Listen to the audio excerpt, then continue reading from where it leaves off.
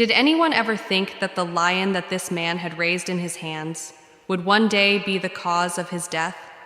The same lion would attack him again and kill him.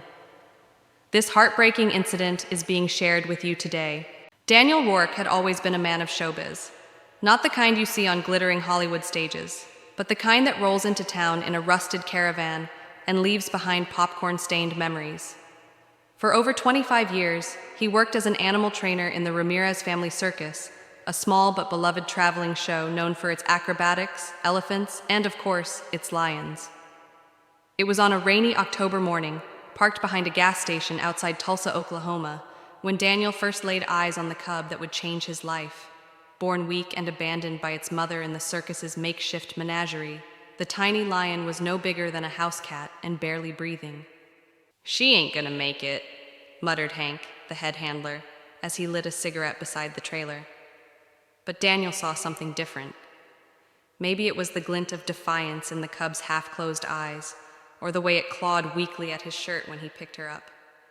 Whatever it was, Daniel took her in, wrapped her in a wool blanket, and named her Zara.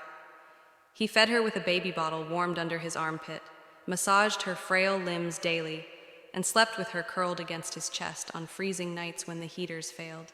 He wasn't just raising a lion, he was saving a life, and in many ways, his own.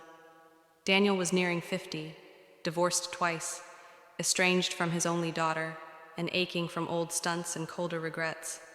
But Zara gave him purpose, a wild spark in a worn-out world. Zara grew faster than expected. In a year, she was the size of a Labrador, her golden fur sleek, her eyes sharper. By then, she had learned basic commands: sit, paw, follow, and would trot obediently behind Daniel like a loyal dog. The circus capitalized on the spectacle. "The man who raised a lion," the posters screamed in bold red ink. By her second year, Zara was performing in front of crowds, jumping through hoops, balancing on platforms, roaring on cue. "She's got a soul," Daniel would say proudly as the spotlight danced across her mane. "Not just muscle, she trusts me." And it seemed true. Zara never misbehaved. She nuzzled Daniel's side backstage, responded only to his voice, and never showed aggression, even when teased by clowns or startled by pyrotechnics. But lions are lions. They are not tamed, only trained. And every handler, deep down, knows this. Daniel, blinded by love, believed Zara was different. By the time Zara turned 4, her weight passed 300 pounds. She moved with a regal power that turned heads even in a crowd of elephants. Her roars grew deeper, her presence more imposing. Daniel adjusted the act to be more daring. Instead of ropes and props, he would now lie on the stage as Zara stepped over him. He even allowed her to rest her paw on his chest in the finale. The audience gasped every time. It was dangerous, reckless even. "Danny, you're pushing it," warned Marco, the ringmaster. "That cat's getting bigger, stronger, more unpredictable. You're not 30 anymore. One wrong move." "She's not just a cat," Daniel interrupted. "She's my girl. She'd never hurt me." But Zara had started to test boundaries. She growled low when strangers approached Daniel. Once, she snapped her jaws at a young trainer who accidentally stepped into her enclosure. Her eyes, once soft, began to carry something ancient, primal. Still, Daniel dismissed every concern. To him, Zara was family.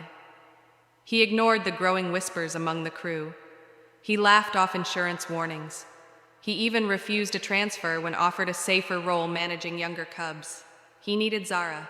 She was the only thing that ever stayed. The circus had rolled into Boise, Idaho for a 3-night run in spring. Saturday was sold out. Over 900 people packed the striped big top. Children bounced with cotton candy, parents snapped photos, and the ring glowed beneath a halo of lights.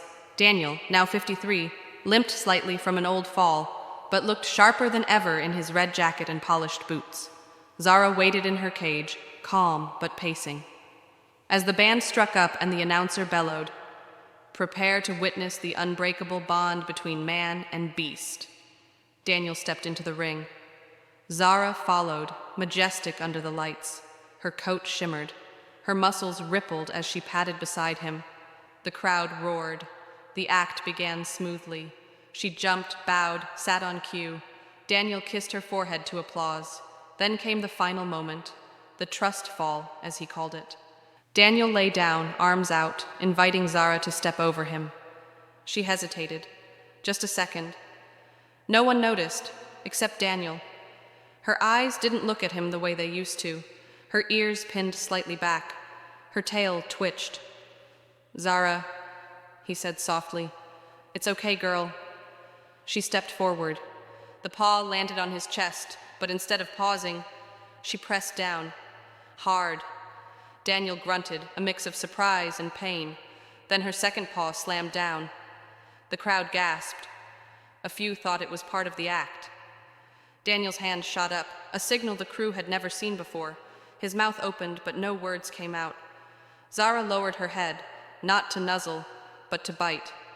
The first crunch was Daniel's collarbone, then chaos. Trainers stormed the stage with poles and fire sticks. The audience screamed. Zara roared, a deep, terrifying sound that shook the rafters. She had entered a frenzy. The instincts of a predator awakened fully for the first time. She mauled Daniel's shoulder, his side, his neck. Blood sprayed across the sand-colored floor. Children cried.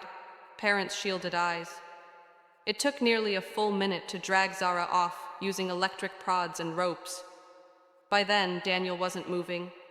He was rushed to the hospital, torn, unconscious, and bleeding out. He died 2 hours later. The circus was shut down immediately. Zara was sedated and transferred to a sanctuary in Oregon.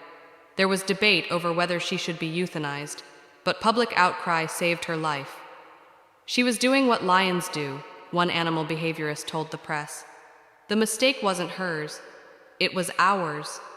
Daniel's funeral was held quietly in a cemetery outside Omaha, where his daughter finally showed up, tears staining her cheeks. On his gravestone, someone had placed a small, framed photo. A younger Daniel holding a cub wrapped in a flannel blanket, both eyes closed in peace. The circus community mourned him as a legend, a fool, a man who forgot that love alone doesn't tame nature.